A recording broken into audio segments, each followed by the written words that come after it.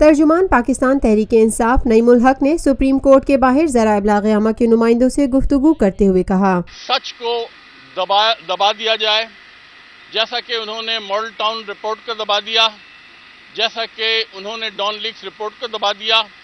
اب وہ چاہتے ہیں کہ پاناما کی حقیقت جو ہے وہ سامنے نہ آئے اور طرح طرح کے روڑے اٹکانے کی کوششیں کر رہے ہیں۔ کل ان کے صاحبزادے نے دو ممبران پر، دو اراکین پر، اس جے آئی ٹی کے دو اراکین پر جو اعتراض کیا تھا، اس کا مقصد صرف یہ تھا کہ کسی طریقے سے یہ جے آئی ٹی کو ناکام بنایا جائے اور یہ 60 دن میں اپنی تفتیش مکمل نہ کر سکے۔ جے آئی ٹی نے سپریم کورٹ کے احکامات کے تحت بڑا سخت اور بڑا انڈیپینڈنٹ اور بڑا نیوٹرل رویہ اپنایا ہے۔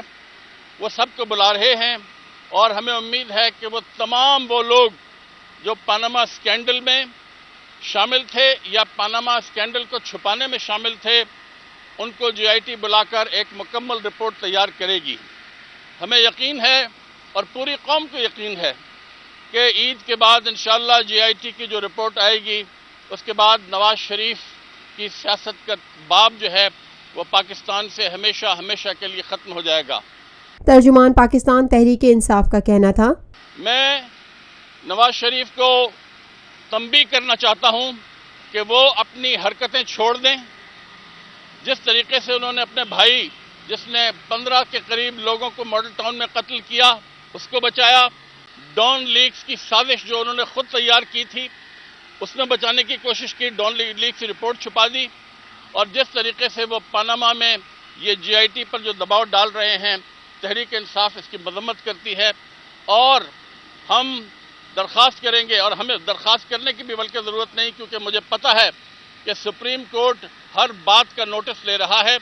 وہ اجازت نہیں دے گا سپریم کورٹ کہ جے آئی ٹی کی تفتیش میں کوئی بھی روڑے اٹکائے، اس کی راہ میں حائل ہو۔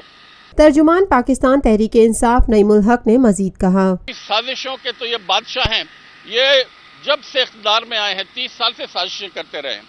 تحریک استقلال اصغر خان کے گھر پہ باہر یہ لائن میں کھڑے ہوئے تھے نواز شریف ٹکٹ لینے کے لیے، جیسے ہی ضیاء الحق نے ان کو بند کیا، یہ جا کے ضیاء الحق کے پیروں میں گر گئے، جنرل جیلانی کے پیروں میں گر گئے۔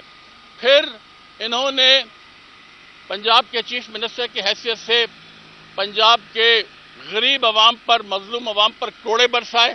یہ خود چیف منسٹر انچارج تھے۔ ضیاء الحق کی جو ڈکٹیٹرشپ تھی، جو آمرانہ ڈکٹیٹرشپ تھی، اس کا یہ حصہ تھے۔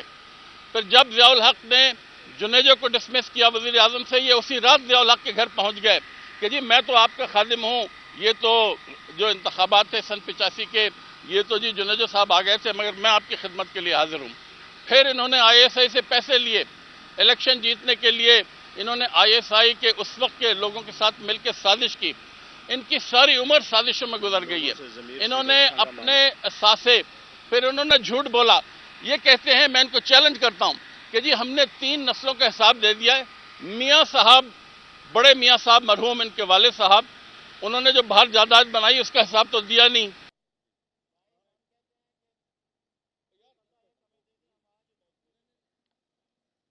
Lotus Lake Towers, a groundbreaking endeavor by Lotus Properties.